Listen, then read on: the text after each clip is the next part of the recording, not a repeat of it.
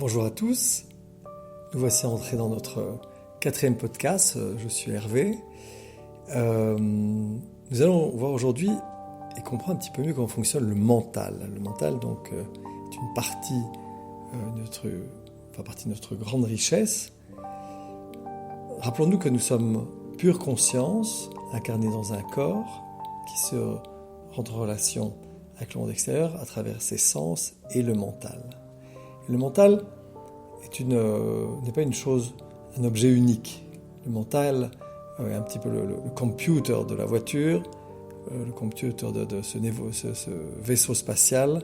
Le vaisseau spatial étant notre corps. Et donc, le vaisseau spatial voit l'extérieur à travers le computer. Le mental a 4 aspects importants. Le premier s'appelle l'ego. L'ego qui donne l'identification, qui naît et qui crée l'identification de l'âme avec le corps physique et toutes les situations dans lesquelles nous sommes immergés. Donc en fait, c'est l'ego qui crée l'illusion de la séparation. Donc le contraire, yoga. Yoga signifie union, unité. À travers l'ego, nous nous identifions avec ce que nous faisons en général. En général, quelqu'un dit « je suis un ingénieur, je suis un papa, je suis un entrepreneur, je suis un passionné de quelque chose ». Rarement, les personnes disent « je suis une âme qui fait expérience à travers un corps et un esprit ». Les gens s'étonneraient à cette affirmation. Donc l'ego colore et déforme notre vision de la réalité. Donc, c'est un prisme à travers lequel nous voyons la réalité.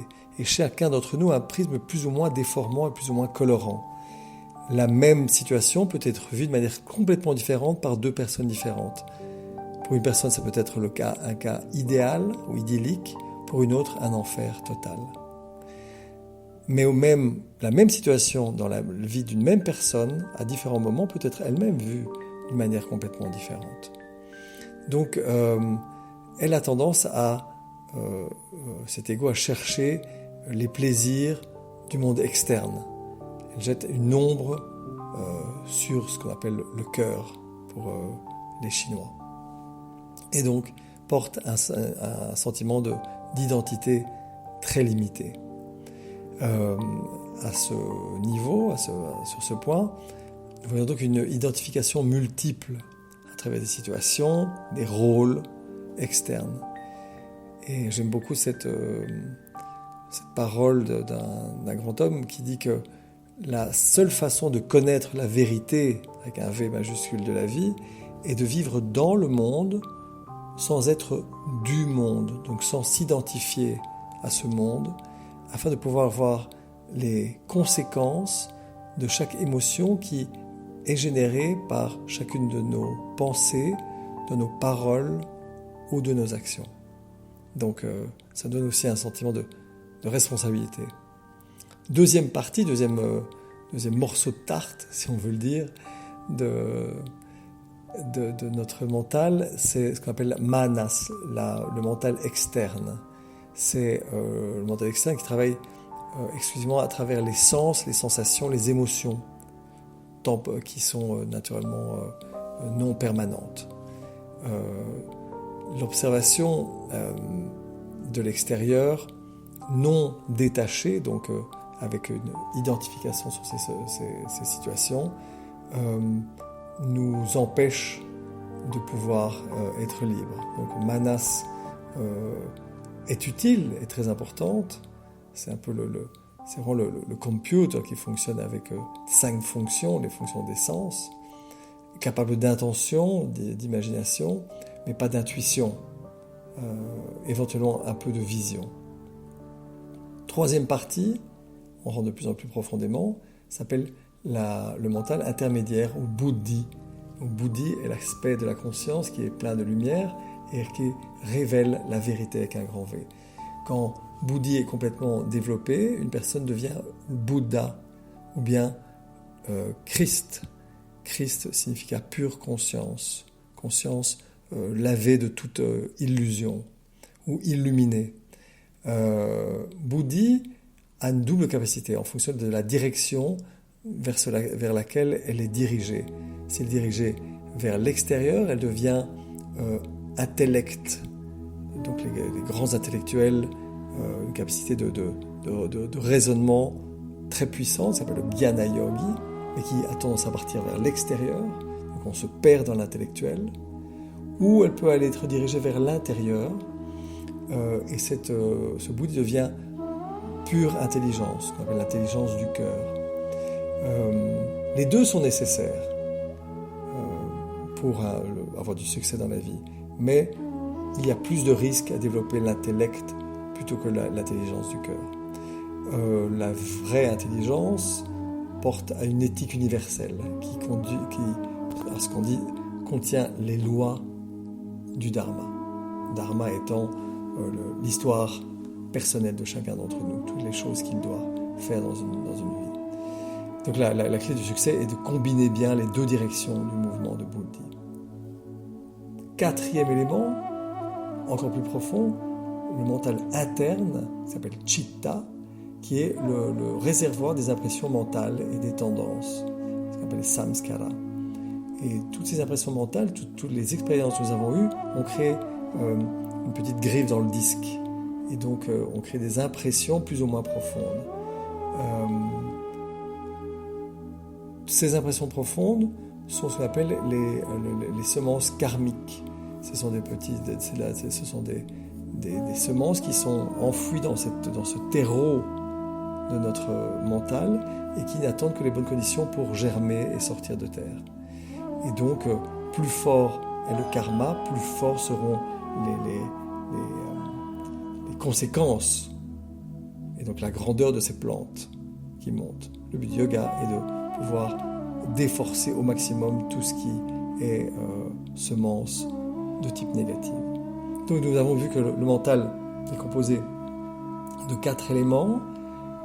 Ces 4 éléments sont nécessaires pour vivre une vie humaine, mais il faut abandonner l'ego et progressivement aussi manas pour pouvoir s'élever spirituellement.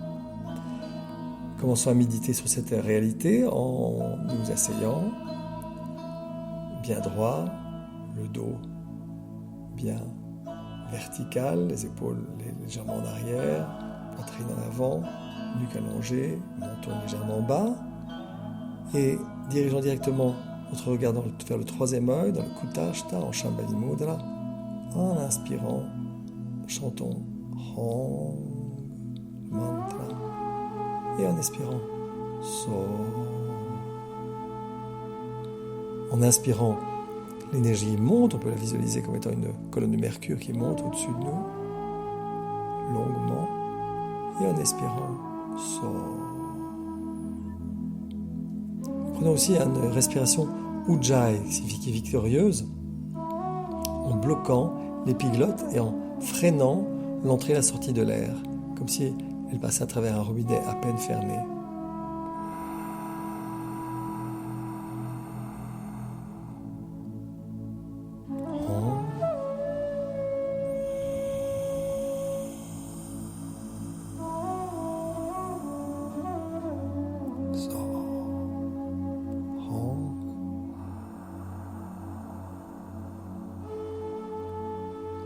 Toute la longueur de l'inspiration et sort durant toute l'expiration.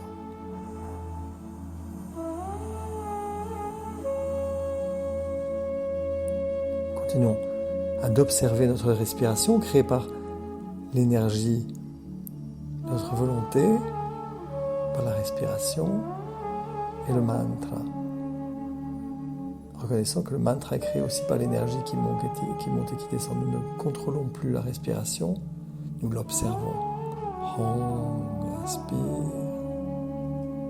So, expire. Si des pensées, des réactions physiques, ou bien des bruits extérieurs viennent à te déranger, reprends lentement et doucement l'observation du mantra. Hong, monte. So.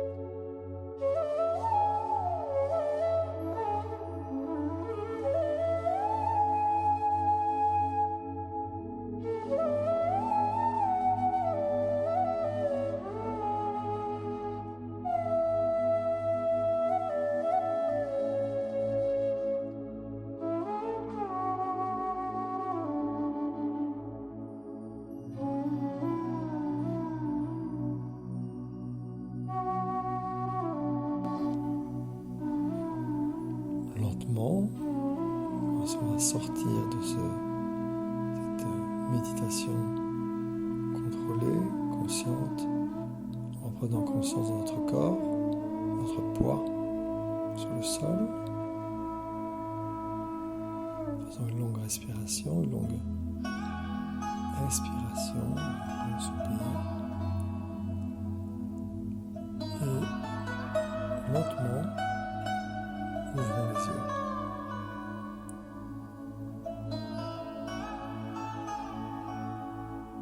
Namasté, mon âme s'incline devant le plus précieux, la conscience, l'âme qui vit à travers toi.